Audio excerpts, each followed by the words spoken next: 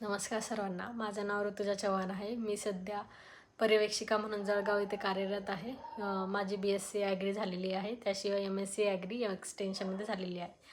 मला माझ्या खूप सगळ्या स्टुडंटचे मेसेज आलेत की मॅडम करिअर काय निवडूया याबद्दल मला संभ्रम आहे की काय करायला पाहिजे. आता BSc ॲग्री तर संपत आलं आहे आमचं, तर समोर मी काय करायला पाहिजे. सर्वांपर्यंत मला इंडिव्हिज्युअली मार्गदर्शन करणं शक्य नसल्याने मी हा व्हिडिओ बनवत आहे. सो हे बघा, जेव्हा BSc ॲग्री करतो तेव्हा आपल्यासाठी 2 ऑप्शन ओपन होतात. पहिला ऑप्शन हा की तुम्ही अकॅडमिक्सकडे करिअर करू शकता. दुसरा ऑप्शन हा की तुम्ही एक कॉम्पिटिटिव्ह सेक्टरकडे वळू शकता. सो जेव्हा तुम्ही अकॅडमिक्सकडे वळतात तेव्हा मी तुम्हाला सांगते की MSc करून फक्त फायदा नाही आहे, तुम्हाला PhD सुद्धा करायची आहे. म्हणजे काय की BSc झाल्या BScमध्येच तुम्ही प्रिपेअर करत असता MScच्या एंट्रन्ससाठी, तसंच MScमध्ये प्रिपेअर करायचं आहे PhDच्या एंट्रन्ससाठी. कारण की मी स्वतः टीचिंग प्रोफेशनमधून आलेली आहे. सो जर का तुम्हाला टॉप लेवलची इन्कम ते प्रोफेशनमध्ये जनरेट करायची असेल तर तुम्हाला PhDसुद्धा करायची आहे.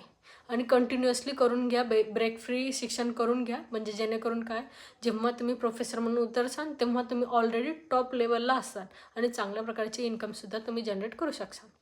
आता पहा, आपल्याला जे विद्यार्थी आहेत, ज्यांचे मला प्रश्न आलेले आहेत की मॅडम कॉम्पिटिटिव्हमध्ये MPSc करू की बँकिंग करू.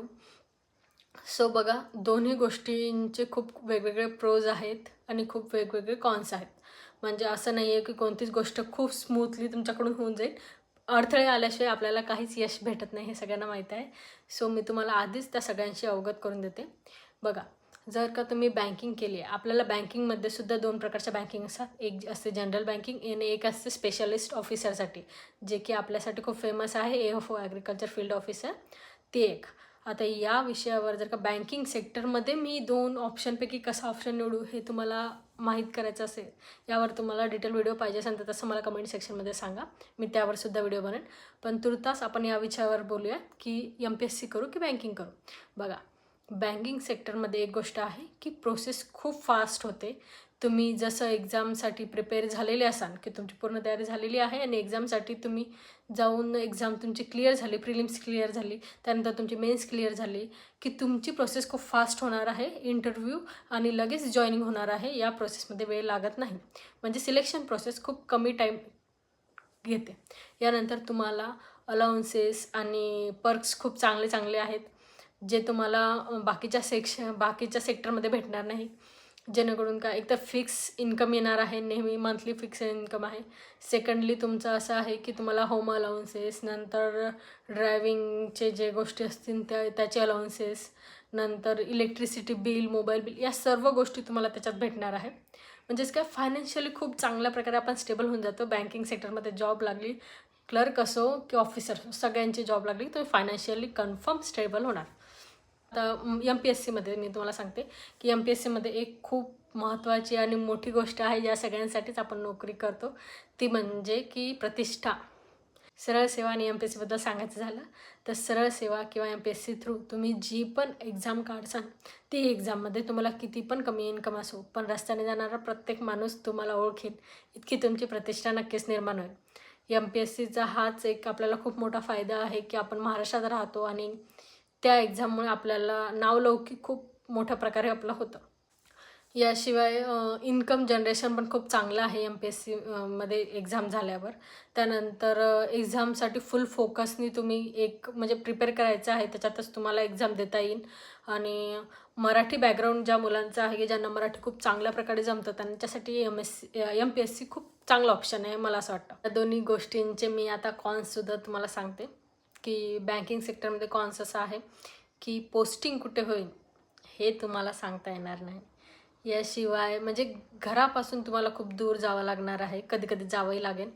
आणि 5 वर्षाच्या वर तुम्ही एका स्टेटमध्ये थांबू शकत नाही. मोस्टली जेवढं मी ऐकलं आहे त्याच्यावरून तेवढंच आहे की तुम्ही 5 वर्षाच्या वर एका स्टेटमध्ये थांबू शकत नाही. दुसरी गोष्ट अशी की वर्क प्रेशर खूप जास्त वाढलेलं आहे, पण सगळीकडेच असते, यात काही मोठी गोष्ट नाही आहे. सगळेच करताय कामं, काम केल्याशिवाय कोणालाच पगार भेटणार नाही. सो वर्क प्रेशर हँडलिंग होऊन जाईल तुमचं, काही अडचण नाही त्याच्यात.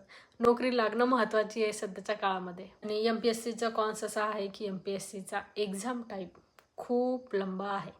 एक्झाम जेव्हा तुमची प्रिलिम्स होईल तर मेन्स कधी होईल सांगता येणार नाही. मेन्स झाली तर इंटरव्ह्यू कधी होईल त्यालासुद्धा वेळ खूप लागणार. इंटरव्ह्यू झाल्यावर सुद्धा तुमची पोस्टिंग, मी पाहिलेल्या लोकांना 1-1 वर्ष वाट पाहताना पोस्टिंगच्या लेटरसाठी. पण जेव्हा तुमची पोस्टिंग होईल तेव्हा तुम्ही नक्कीच आनंदात असाल, कारण की महाराष्ट्रात पोस्टिंग भेटेल तुम्हाला. आणि बँकिंग सेक्टरमध्ये तुम्ही आनंदात यासाठी असाल की तुम्हाला एक फिक्स इन्कम सुरू झाली आहे, प्लस तुम्हाला अलाउन्सेस खूप चांगले, म्हणजे की वादळ येऊ, तुफान हो, काहीही हो, तुम्हाला तुमची एक्झाम पण टाईमवर येईल आणि इन्कम पण टाईमली येईल. म्हणजे टाईमच्या बाबतीत जर का तुम्हाला वेळ कमी असेल तर माझं सजेशन आहे की तुम्ही बँकिंग निवडा. जर तुमच्याकडे वेळ असेल आणि तुम्हाला खूप चांगल्या प्रकारचं प्रतिष्ठित पद पाहिजे असेल तर माझं ओपिनियन आहे की तुम्ही MPSCमध्ये करिअर करा. 2 ऑप्शनपैकी आता बँकिंग आणि MPSCबद्दल मी तुम्हाला बरंच काही सांगितलेलं आहे.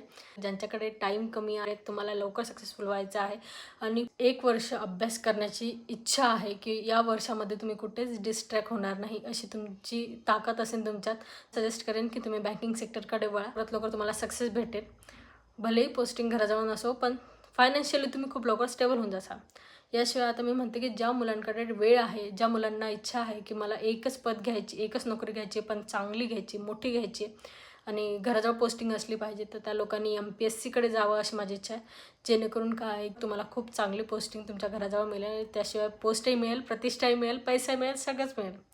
सो टाईमच्या हिशोबाने तुम्हाला आता कोणता रस्ता निवडायचा आहे हे तुमच्यावर डिपेंड आहे. अजून तुम्हाला आता बँकिंग सेक्टरमध्ये 2 जे भाग आहेत आपले, एक AFO आहे आणि एक जनरल बँकिंग आहे, ते या दोन्हीपैकी काय निवडावं या संभ्रमात जर का तुम्ही असाल तर त्यासाठी सुद्धा जर का डिटेल व्हिडिओ तुम्हाला पाहिजे असेल, डिटेल मार्गदर्शन पाहिजे असेल तर कमेंट सेक्शनमध्ये मला नक्की कळवा. थँक्यू.